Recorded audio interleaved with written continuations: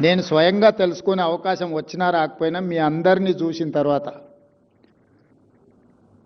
అందశ్రీ నుంచి మొదలు పెడితే నూరి దత్తాత్రేయులు వరకు వారిని వ్యక్తిగతంగా అభిమానిస్తున్నారు అని అంటే ఖచ్చితంగా వారు ఆదర్శంగా తీసుకోవాల్సిన గొప్ప వ్యక్తి అని నేను ఈరోజు భావిస్తున్నాను.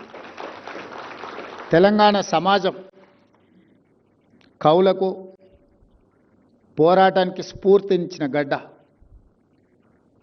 అది గూడ అంజన్న కావచ్చు, దాశరథి కావచ్చు, కాళోజీ కావచ్చు, అందశ్రీ గారు కావచ్చు, గద్దరన్న కావచ్చు, గోరటి వెంకన్న కావచ్చు.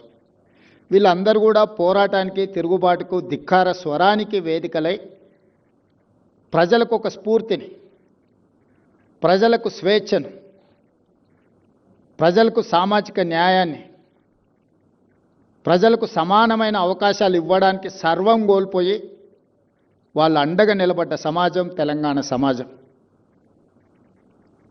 చాలామంది మేము ఉద్యమకారులం, ఉద్యమాల నుంచి వచ్చినామని చెప్పుకుంటుంటారు. కానీ నిజమైన ఉద్యమకారుడు ఎవరు? నేను ఉద్యమకారుని అని చెప్పుకోలే. దానికి ఉదాహరణే అందశ్రీ గారు.